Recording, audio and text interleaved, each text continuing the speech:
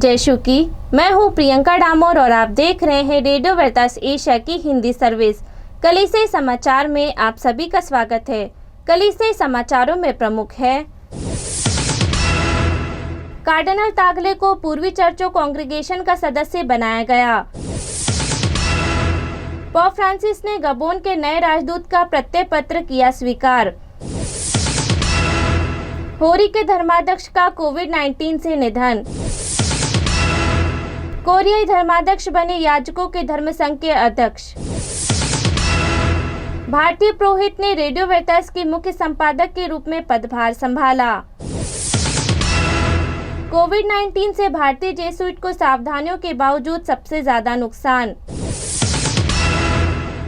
Court ने activist stand स्वामी को निजी अस्पताल में ठहरने की अवधि 18 जून तक बढ़ाई। कोविड पीड़ित भारत के लोगों के लिए कारितास की अपील। असम के मुख्यमंत्री ने गरीबी कम करने के लिए परिवार नियोजन की अपील की। अब जानते हैं समाचार विस्तार से। कार्डिनल तागले को पूर्वी चर्चों कांग्रेगेशन का सदस्य बनाया गया। पोप फ्रांसिस ने कार्डिनल लुइस एंटोनी तागले को वेटिकन निकाय के एक नए सदस्य के रूप में नियुक्त किया है, जो दुनिया भर में पूर्वी कैथोलिक चर्चों का समर्थन करते हैं। कार्डिनल पूर्वी चर्चों के लिए मंडली का एकमात्र संयोजन है, जो मध्य पूर्व के लैटिन संस्कार कैथोलिक धर्म प्रांत की सहायता करते हैं। कार्डिनल तागले लोगों के सुसमाचार प्रचार या प्रचार के लिए कलीसिया के प्रधान हैं, जो चर्च के विशाल मिशन क्षेत्रों की देखरेख करते हैं।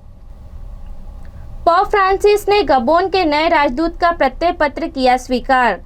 पोप फ्रांसिस ने शनिवार 12 जून को वेटिकन में गबोन के राजदूत श्री एरिक चैसनेल का स्वागत किया, उनका प्रत्यय पत्र स्वीकार किया। श्री एरिक चैसनेल का जन्म 1952 में हुआ था। उन्होंने संचार, सामाजिक कानून, अर्थशास्त्र, वित्त के साथ साथ अंतर्राष्ट्रीय संबंध आदि क्षेत्रों में काम किया है।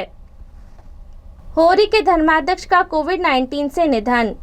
पेरू के धर्माध्यक्ष इवो बाल्दी गुबूरी का निधन 11 जून को कोविड-19 के कारण हुआ। वे पेरू के पहले धर्माध्यक्ष हैं जिनकी मृत्यु कोविड-19 से संक्रमित होने के कारण हुई है।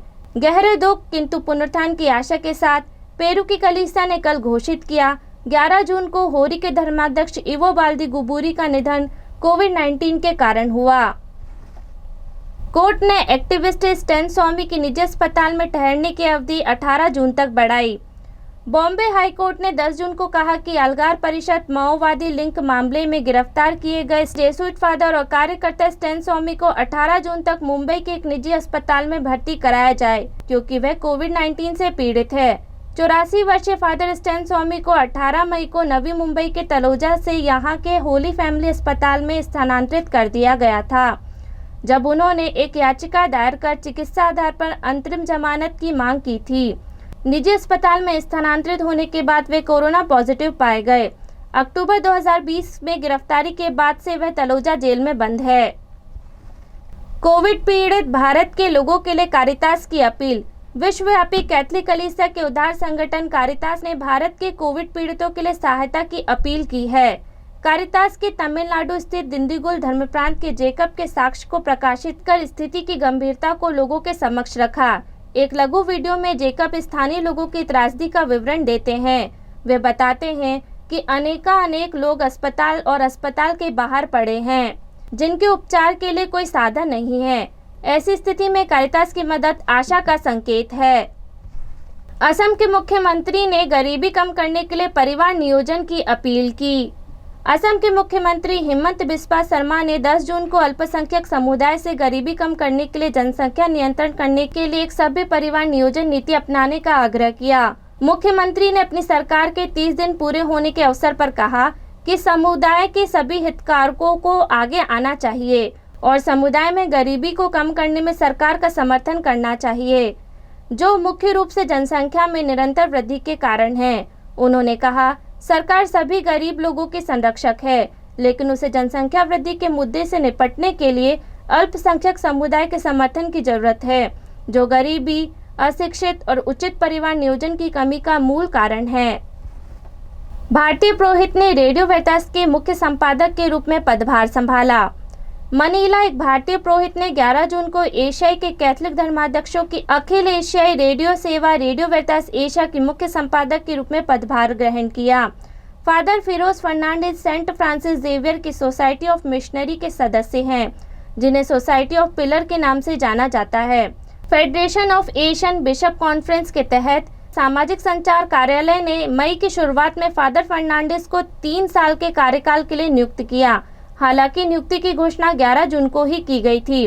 FABC office of social communication के कार्यकारी सचिव फादर जॉर्ज ने कहा कि फादर फर्नांडिस को उनकी शैक्षणिक योग्यता और एक पुरोहित के रूप में अनुभव और चर्च के मीडिया मंत्रालय में उनकी सेवा के आधार पर चुना गया है। कोरियाई धर्माध्यक्ष बने याजकों के धर्मसंघ के अध्यक्ष पोप फ्रांसिस ने कार्डिनल बेनियामिनो स्टेला के इस्तीफे को उनकी आयु के कारण स्वीकार करते हुए 69 वर्षीय कोरियाई धर्माध्यक्ष लाजरो यू हेंग सिक को याजकों के परम धर्मपीठीय धर्मसंघ का नया अध्यक्ष नियुक्त किया। पोप फ्रांसिस की 2014 में कोरिया की प्रतीक यात्रा के दौरान धर्माध्यक्ष लाजरो ने अपने धर्म प्रांत डाइजोन में उनका स्वागत किया था। 1951 में जन्मे डाइजोन धर्म प्रांत के लिए अभिषिक्त धर्माध्यक्ष लाजरो यू हेंग सिक 2003 में अपने ही धर्म प्रांत के सहायक धर्माध्यक्ष बने और 2 साल बाद धर्माध्यक्ष की पूरी जिम्मेदारी ली। नवनियुक्त अध्यक्ष कोरियाई कैथोलिक धर्माध्यक्षीय सम्मेलन के शांति समिति के अध्यक्ष थे और 4 बार उत्तरी कोरियाई जा चुके हैं। कोविड-19 से भारतीय जेसुइट को सावधानियों के बावजूद सबसे ज्यादा नुकसान। कोलकाता दक्षिण एशियाई के जेसुइट सम्मेलन के अध्यक्ष फादर स्टेनिस्लॉस डिसूजा ने 10 जून को बताया, हमारी सद्भावना और प्रयासों के बावजूद हमने इस साल कोविड-19 में लगभग 37 जेसुइट को खो दिया। इंडियन करंट साप्ताहिक के संपादक कैपुचिन फादर सुरेश मैथ्यू द्वारा संकलित सूची के अनुसार 11 जून तक कोरोना वायरस महामारी में 3 बिशप, 125 डायसेशन पुरोहित और 131 धार्मिक पुरोहित, 9 भाइयों और 248 धार्मिक बहनों की मौत हो चुकी है। इसी के साथ कलीसियाई समाचार समाप्त हुए। अगली बार फिर मुलाकात होगी नई खबरों के साथ। नमस्कार।